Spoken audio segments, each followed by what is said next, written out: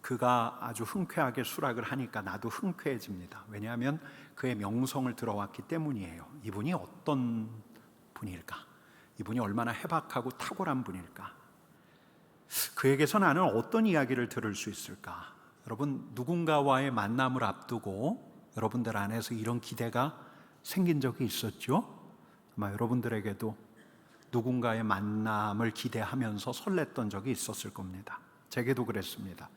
지난해 제가 존경에 맞지 않는 그 목사님 만나 뵐 때 그 유명한 영성의 대가하고 조찬 약속이 잡혔을 때 기대하고 설렜습니다.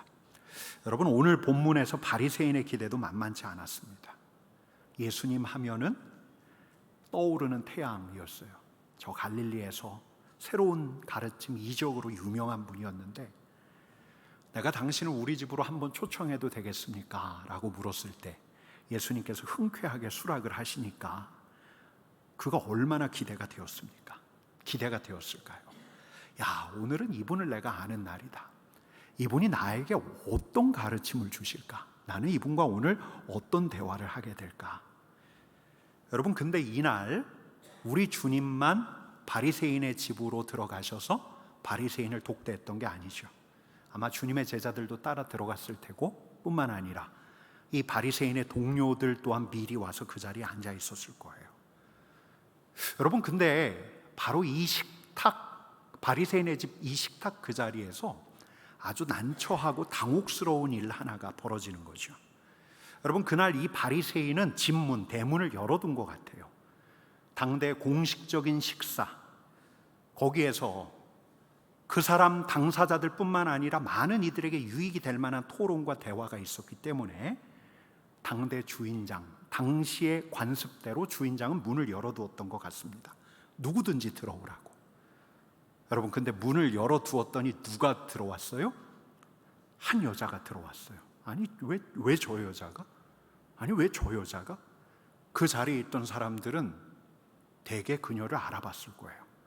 옷차림만 봐도, 입술과 볼에 칠한 것만 봐도, 그녀에게서 나는 향수 냄새만 맡아도. 여러분, 제일 당혹스러웠던 건 누구였을까요? 이 집주인 바리새인이었겠죠. 그녀를 알아보고 눈살을 찌푸렸을 거예요. 근데 이렇게 그냥 불청객으로 들어왔으면 가만히 서 있기라도 할 노릇이지, 우리 주님하고 바리새인 사이에 오가는 이 격식 있는 대화를 그냥 진지하게 옆에서 경청하면 참 좋을 노릇인데, 여러분, 그녀가 어떤 일을 하죠? 누가복음 7장 37절 38절 말씀 같이 읽죠. 그 동네에 죄를 지은 한 여자가 있어 예수께서 바리새인의 집에 앉아 계심을 알고 향유 담은 옥합을 가지고 와서 예수의 뒤로 그 발 곁에 서서 울며 눈물로 그 발을 적시고 자기 머리털로 닦고 그 발에 입 맞추고 향유를 부으니.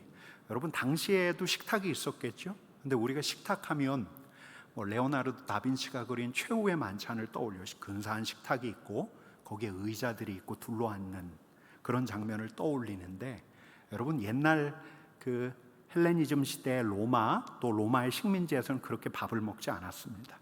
거실에 아마 낮은 테이블 두고서 텔레비전 틀어놓고 이렇게 편안한 자세로 밥을 먹는 것처럼 가운데 음식을 두고서 사람들이 앉아 있는데, 옛날엔 이렇게 앉아 있었다고 해요. 왼쪽 팔꿈치로 이렇게 몸을 기대고 오른손으로 이렇게 음식을 집어서 먹는 겁니다. 여러분, 그러다 보니까 발은 어디에 있었을까요? 발은 쭉 펴고 있었어요. 쭉 펴고. 근데 이런 자세가 소화가 잘 될까요?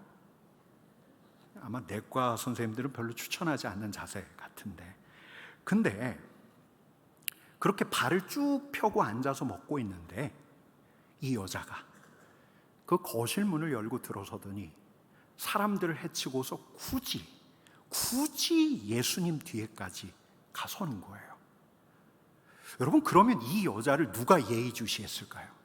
예수님은 뒤에 있으니까 안 보였겠죠. 근데 예수님 맞은편에는 누가 앉아 있었을까요? 그렇겠죠. 이 집 주인장 바리새인이 예수님 맞은편에 앉았을 텐데, 이 바리새인의 눈에는 예수님도 보이지만 예수님 발편에 서 있는 그 향기 나는 여인이 보였을 거예요. 근데 이 여자가 그 그 자리에 있는 누구의 시선도 아랑곳하지 않고 예수님을 이렇게 힐끗거리더니 갑자기 울어버려요. 처음에는 눈물을 훔치는데 얼마나 눈물이 쏟아지는지 눈물이 후두둑 떨어져서 예수님의 발등에 떨어졌습니다. 예수님께서 자기 발등에 눈물이 떨어지는 걸 보고서야 그제서야 고개를 뒤로 돌려서 그 여인을 보셨겠죠. 근데 그녀는 서둘러서 무릎을 꿇고서 가지고 온 것을 옆에다 두더니 자기의 머리를 풀어 헤칩니다. 여러분, 공식적인 자리에서 여인들이 머리를 풀거나 하지 않았어요. 근데 여인은 머리를 풀어 헤치더니 자기의 머리카락으로 예수님 발등에 떨어진 자기의 눈물을 닦는 거예요. 여러분, 근데 이 이상하고 난처한 장면은 여기서 끝나는 게 아니죠. 그녀가 눈물만을 자기의 머리카락으로 닦고 끝냅니까? 그렇지 않아요. 예수님 발에 입을 맞추기 시작합니다. 예수님 발에 입을 맞추고 눈물을 닦고 입을 맞추더니 그녀는 자기가 준비해온 향유를 보통 머리에 붓는데 예수님의 발 위에 쏟아 붓는 거예요. 누가 뭐라든 간에, 그곳에 누가 있든 간에, 누가 그녀를 쳐다보든 간에 그녀는 거기서 예수님을 보자마자 눈물을 흘렸고 자기의 머리를 풀어서 눈물을 닦았고 예수님 발에 입을 맞추었고 향유를 부어요. 아니, 지금 뭐 하는 거예요? 여러분, 바리새인이 이렇게 물었을까요? 묻지 않은 것 같아요. 당신 뭐 하는 거야? 우리 예수님께서 기겁하면서 여인에게 이렇게 소리를 지르셨을까요? 그러시지 않은 것 같아요. 예수님은 묵묵하게 여인이 하는 일을 보고 계셔요. 여인이 하는 일을 예수님 당사자인 예수님께서 보고 있으니까 그 자리에 있는 모두도 여인에게 시선이 향해서 여인이 지금 무슨 일을 하고 있는가를 눈여겨보고 있습니다. 여러분, 이 본문 여러분 여러 번 보셨죠? 근데 볼 때마다 궁금하지 않습니까? 정말 그래요. 대체 이 여인에게 무슨 일이 있었을까? 대체 이 여자에게 어떤 일이 있어서 그녀는 예수님을 보자마자 울어버린 걸까? 눈물이 그렁그렁 눈자 위에 맺혔던 걸까? 여러분, 저는 이 본문을 볼 때마다 궁금했어요. 여러분, 근데 누가복음에서는 이 여인에 대한 정보를 알려줍니까? 알려주지 않습니까? 알려주지 않아요. 오직 우리가 알 수 있는 정보라고는 동네에 죄를 지은 여인, 그 동네에서 죄를 지은 여인이에요. 사람들에게 손가락질 받았던, 아마 바리새인 율법학자, 특별히 이 자리에 있던 바리새인도 그녀를 보면서 정죄했던 적이 있었을런지도 몰라요. 사람들은 그녀와 함께 있는 것조차도 꺼림칙하게 여겼을런지도 몰라요. 여러분, 저는 이번에 처음 한번 그런 생각을 해봤어요. 혹시 이 여인이 요한복음에 나오는 가늠한 여인일까? 그런 생각. 여러분, 가늠한 여인이 사내들에게 잡혔죠? 사내들이 씩씩거렸어요. 정의감으로 이글거리는 종교인들이 주위에 가득했어요. 여러분, 가늠한 여인에게 근데 예수님께서 어떻게 하셨죠? 죄를 정말로 미워하시는 우리 주님께서 그 가늠한 여인을 어떻게 하셨죠? 바리새인들처럼 정죄하셨던가? 여러분, 우리 주님께서는 제자들을 모아놓고 음욕을 품고 여자를 보는 것만으로도 마음으로 가늠한 자다, 엄중하게 말씀하셨던 분이셨는데 이 여자를 보면서 뭐라고 말씀하셨는가? 여러분, 요한복음 8장 11절 말씀이 이렇게 기록하고 있어요. 같이 읽겠습니다. 나도 너를 정죄하지 아니하노니 가서 다시는 죄를 범하지 말라. 여러분, 이 여인은, 이 가늠한 여인은 모세 율법에 따르면 거의 즉결처형 일보 직전이었어요.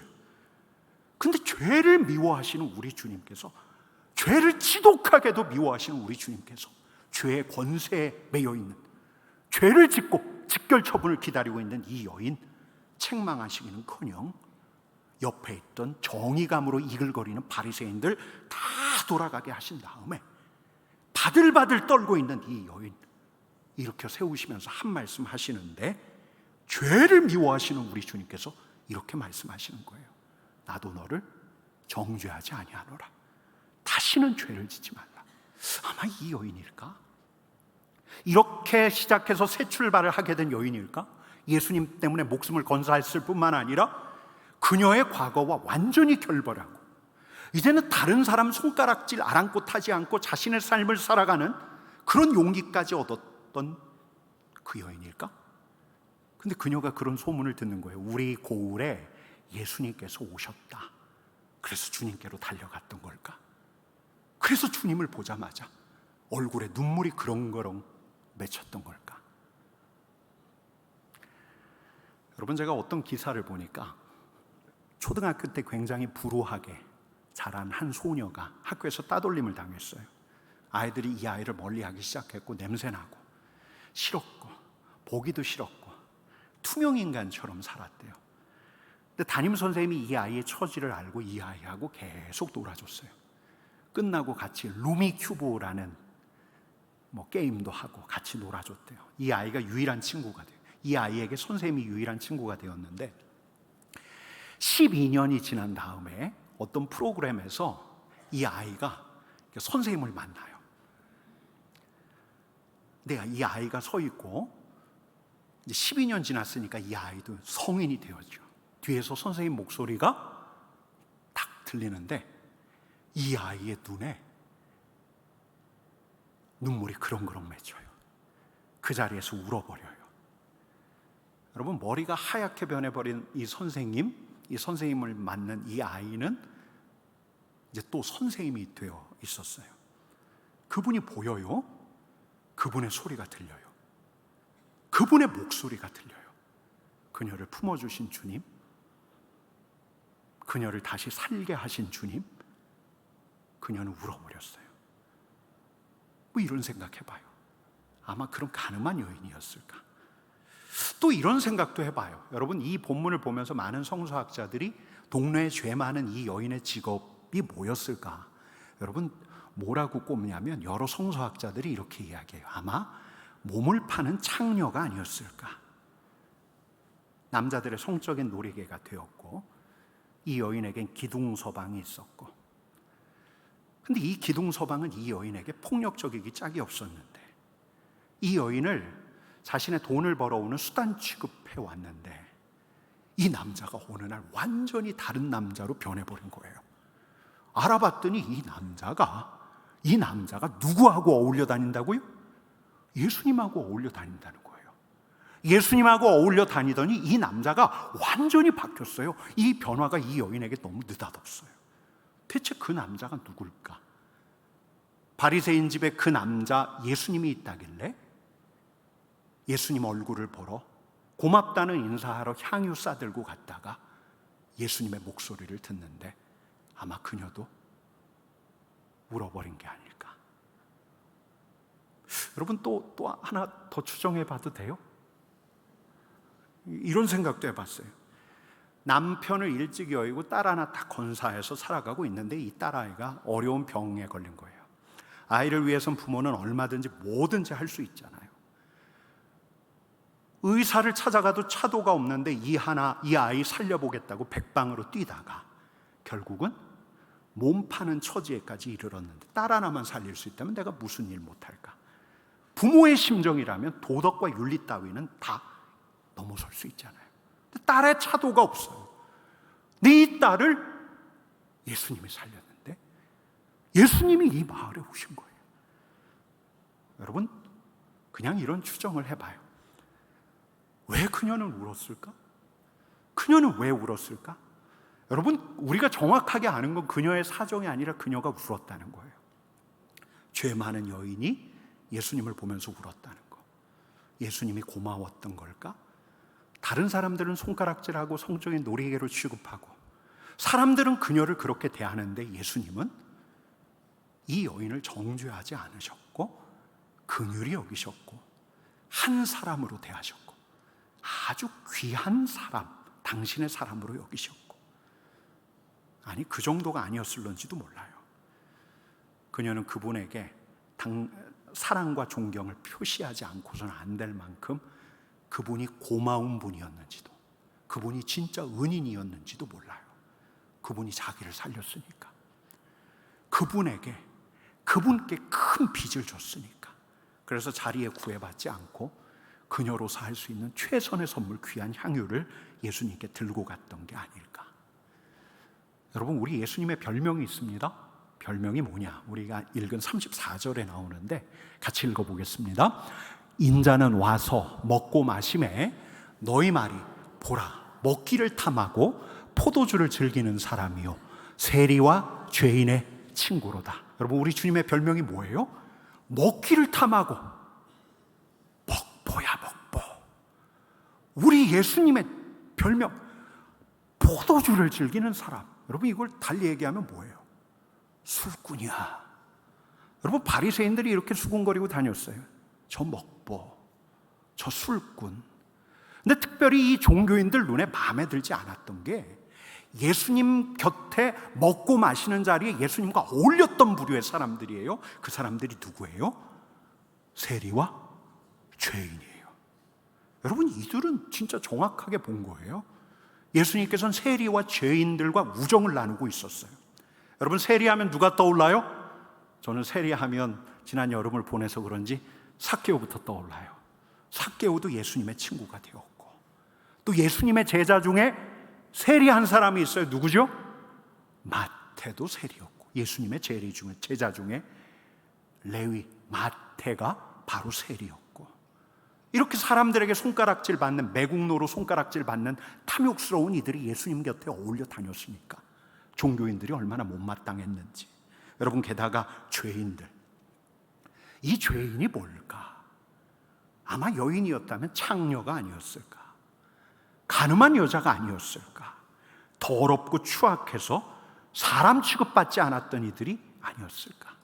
예수님께서 이들과 한 식탁에 둘러앉아서 먹고 마셔요.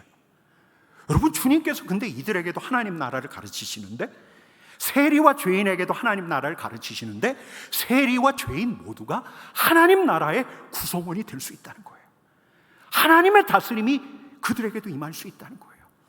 예수님께서 세리와 죄인을 가르치시는데 이들의 병도 고치셔요. 여러분, 도덕적 인과율에 따르면 어떨까요? 이들의 깊어진 병이 뭐의 결과예요? 그들의 죄의 대가일 텐데, 육체의 병이든 마음의 병이든 우리 주님께서는 저 경건한 사람 고치듯이 그들도 고쳐주시는 거예요. 믿음으로 나오는 이들의 질병을 다 고쳐주시는 거예요. 여러분, 이들은, 세리와 죄인들은 예수님과 함께 웃고 울었어요. 하나님 나라의 구성원이 될 수 있다는 가르침 때문에 용기를 얻었어요. 이들이 몹쓸 병, 내 죄 때문에 생긴 병인 줄 알았는데 예수님께서 다른 경건하고 거룩한 사람 고치시는 것처럼 나를 고쳐주시니까, 여러분, 그들은 울었어요. 예수님이 계신 곳에서 세리도 아브라함의 아들이었어요. 창녀도 아브라함의 딸이었어요. 여러분, 그러니 그분의 목소리를 들으면 울 수밖에 없어요. 그분 발에 입을 맞출 수밖에 없어요. 값진 향유를 깨트릴 수밖에 없는 것이요. 여러분, 제가 언젠가 주일에 소개했던 분이 있습니다. 이분 성함이 로자리아 버터필드예요. 이분이 아주 유명한 영문학자예요. 또 레즈비언이었어요. 레즈비언 동성애 공동체 안에서 규칙을 만들었던 여인이었어요. 근데 이분이 아주 소박한 목회자 부부와 교제하면서 예수 그리스도를 주로 영접해요. 그들의 환대를 받으면서 복음을 깨닫게 돼요. 그래서 그녀는 결국 목회자의 아내까지 됩니다. 제가 이번 휴가 때 그분의 다른 책을 읽었는데요, 2014년에 그녀의 옆집으로 한 사내가 이사를 와요. 집이 비어있을 때 이제 새로운 사람이 이사 온다고 하니까 그녀는 기도의 사람으로서 하나님 앞에 먼저 기도했어요. 하나님, 내게 좋은 이웃을 주십시오. 근데 새로 이사 온 사람이 누구였냐면 은둔자였어요. 마당에 구멍을 파고 거기서 뱀을 키워요. 미국에는 참 별 사람, 우리 곁에도 별 사람들이 다 살지만 음악을 막 크게 틀어놔요. 전화하는데 막 쌍욕을 해야 돼요. 대체 이 사람이 누굴까? 근데 로자리아 버터필드와 그의 가정은 이분이 이사 오고 난 다음부터 이런 믿음을 가정 안에서 계속 나누는 거예요. 하나님께서 우리에게 우리의 이웃을 두셨다. 하나님의 계획 안에 있는 우리의 이웃을 두셨다. 많은 다른 이웃들이 이 사람을 경계하고 미심쩍어 할 때 오히려 그녀는 이웃들을 나무랍니다. 그리고 이 이웃이, 이 은둔자가 자기의 개를 잃어버렸을 때 드디어 이 가족, 로자리아 버터필드의 가족들, 꼬마 아이들까지 이 은둔자를 찾아가서 개를 같이 찾아요. 그리고 개를 찾아내요. 그리고 함께 산책하고 함께 밥을 먹고 휴일을 함께 지내요. 아, 이 은둔자가 만성적인 우울증이 있던 사람이었구나. 외상 후 스트레스 장애에 시달리는 사람이구나. 주의력 결핍 장애와 공황 장애를 앓고 있는 자구나. 그녀하고 그녀의 가족이 그의 친구가 되었어요. 여러분, 이야기는 이렇게 시작해서 또 다른 이야기로 저는 넘어가는 줄 알았는데, 이 이웃의 이야기는 이게 시작이었어요. 어느 날 이 이웃의 집 앞에 경찰들이 몰려왔어요. 이 집에서 마약 제조실이 발견이 되었어요. 이 사람이 구속이 돼요. 여러분, 근데 다른 이웃들이 로자리아 버터필드와 그의 가족들에게 핀잔을 줄 때, 거봐, 저런 사람을 어떻게 이웃으로 둘 수 있어? 라고 할 때 버터필드와 그의 남편과 그의 어린 아이들은 이 사람과, 감옥에 들어간 이 사람과 이 사람의 동거녀를 위해서 기도하고 편지하고 또 그를 찾아가요. 그 긴 이야기가 있어요. 그리고 후에 이들은 그리스도인이 돼요. 여러분, 우리 진짜 금방 알아요. 이 사람하고 내가 가까워질 수 있을지 없을지, 친하게 지낼 수 있을지 없을지 직감적으로 알아요. 어느 정도 거리를 유지해야 내가 편안할지. 여러분, 근데 이 사람에 대한 정보, 부정적인 정보를 들으면, 이 사람의 과거를 들으면, 이 사람에 대한 소문을 접수하면, 무엇보다 사람들이 그 사람에 대해서 꺼린다는 걸 알게 되면, 아, 내가 이 사람하고 어울리다가 나도 구설수에 오를 수 있겠다, 이런 우려와 염려가 또 생겨요. 우린 선택을 해야 돼요.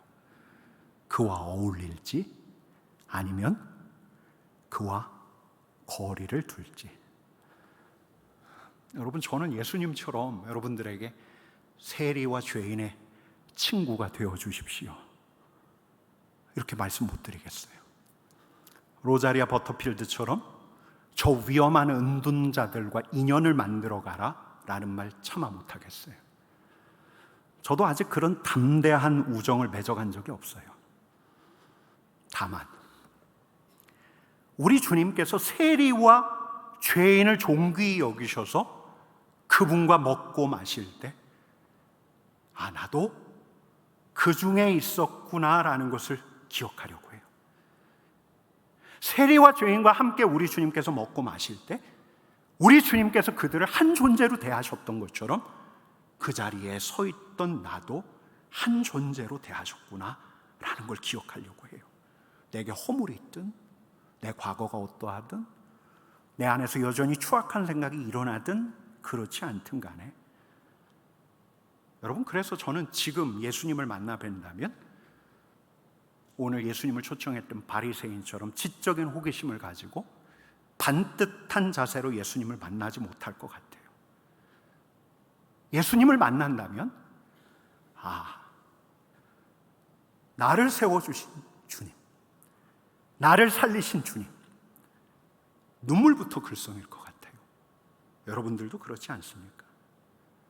이 자리에 예수님께서 계신다면, 우리가 그분을 바라볼 수 있다면 우리는 그분 앞에서 어떤 모습을 보일까? 아브라함의 딸이 되었는거려? 아브라함의 딸이 되었는거려? 하나님의 형상이 되었는거려? 아, 주님이시군요. 여러분, 우리 얼굴에는 미소 짓겠지만 우리 눈물에서는, 우리 눈에서는 눈물이 글썽일 거예요. 그래서 이렇게 나를 받으신 주님 때문에 나도 그런 사람 받으려고 용기를 한번 내보려고 하는 거예요. 나도 그를 한 사람으로 대하려고 애써 보려고 하는 거예요. 그에 대한 편견과 선입견 버려두고 그를 한 존재로 대해보는 거예요. 예수님처럼 그를 받아주는 나 때문에 그러면 그는 울 테고, 예수님처럼 나를 받아주는 바로 그 사람 때문에 내가 울게 되겠죠. 여러분, 예수님이 계셨던 그 식탁은, 예수님께서 함께 하셨던 그 식탁은 음식 자랑하는 그런 식탁이 아니었어요. 바리새인의 식탁처럼 자기의 지적인 호기심을 채우는 그런 자리 이상이었어요. 예의를 갖추고서 예수님을 접대하는 올곧은 환담의 자리, 그런 자리 이상이었어요. 예수님과 함께하는 바로 그 자리에서는 나도 그도 심지어는 세리와 죄인도 한 사람이 되었고 존귀한 사람이 되었고 그 사람의 과거, 죄악이 불식되었고, 그래서 그 자리는 예수님 안에서 새로운 사람, 사랑받는 사람이 되는 자리였어요. 그래서 그 감격에 이기지 못하고 울었던 이들이 얼마나 많습니까? 그리하여 우리 주님 앞에서 아낌없는 사랑과 존경을 표현하지 않으면 안 되는 자리, 그리하여 그분을 예배하는 자리가 예수님과 한 식탁에 둘러앉는 그런 자리였어요. 우리가 새로워지는 자리, 예수님의 식탁. 여러분, 저 휴가 잘 다녀왔습니다. 근데 이번 휴가가 저한테는 아주 좀 특별했습니다. 제가 저 남도에 시골집을 빌렸는데 한 30평 되는 기와집과 마당이 있는 집을 빌렸는데 거듭 손님을 치렀습니다. 첫날에는 저희 아버지 어머니가 오셨고, 둘째 날에는 제 여동생 네 5가족이 왔고, 셋째 날에 저희 아버지 어머니 올라가시니까 제 남동생 네 5가족이 왔습니다. 넷째 날에 여동생 올라가고, 여섯째 날에 남동생 네 올라갔더니 저희 처가 가족들이 또 왔습니다.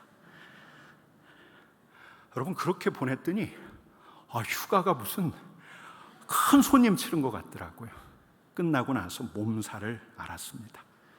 집으로 돌아온 날 너무 피곤하더라고요. 좋긴 한데 끙끙거리면서 잠이 들었는데, 제가 그날 어떤 꿈을 꿨어요.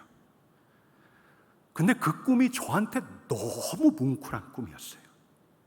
공동체에 대한 꿈이었는데 그 공동체가 하도 이상적이어서 제가 중간에 잠을 깨서 이 공동체의 특징을 잊고 싶지 않아서 제가 그 자리에 앉아서 그 공동체의 특징을 정리하고 있더라고요. 이 공동체는 서로가 서로에게 열려있다. 그리고 서로가 서로를 위한다. 2가지 특징. 이거 잊지 말아야 되는데. 그리고 다음날 아침에 일어나서 제가 어떤 꿈을 꿨는지 생각을 했는데 아무리 생각해도 기억이 안 나는 거예요. 근데 어떤 이상적인 공동체에 대한 꿈을 꾼 건 분명한데, 제가 남아있는, 제 머릿속에 남아있는 중간에 제가 잠을 깨서 정리한 2가지, 서로에게 열려 있었다. 서로를 위한다. 제가 오랜만에 저희 가족들하고 그렇게 지내서 그런 꿈을 꿨던 걸까? 근데 저는 생각해 봐요. 대체 저는 꿈에서 어떤 서로에게 열린, 어떤 서로를 위하는 공동체를 본 것일까? 아직도 궁금해요. 여러분, 죄 많은 여인은 예수님께 올 때부터 마음이 열려 있었어요. 그리고 예수님을 위하여 자신이 드릴 수 있는 사랑과 존경을 올려드렸어요. 향유 옥합을 깼어요. 왜요? 예수님께서 이미 이 여인에게 마음이 열려 있었기 때문에, 예수님께서 이미 죄 많은 여인을 위하셨기 때문에. 세리와 죄인들을 품은 우리 주님의 공동체는 그런 공동체였어요. 서로가 서로에게 열려 있고 서로가 서로를 위하는 사귐의 공동체. 제가 이걸 성경에서 보았고 또 꿈에서 본 것 같은데, 그리고 우리 가족들 안에서 좀 본 것 같은데, 이제는 주님의 말씀을 사랑하며 주님을 예배하는 주님의 공동체 안에서 보리라는 기대를 가져보는 거예요. 그게 제 휴가의 결론이었습니다. 서로에게 열려있고 서로를 위하고, 주님께서 계신 곳이 그러했습니다. 주님께서 세리와 죄인들에게 열려 있었고 세리와 죄인을 위하셨습니다. 주님과 함께 했던 세리와 죄인들은 서로에게 마음을 열었고 서로를 위하여 살아갔습니다. 우리 주님께서 이런 주님의 공동체를 찾고 계시는 것 같습니다.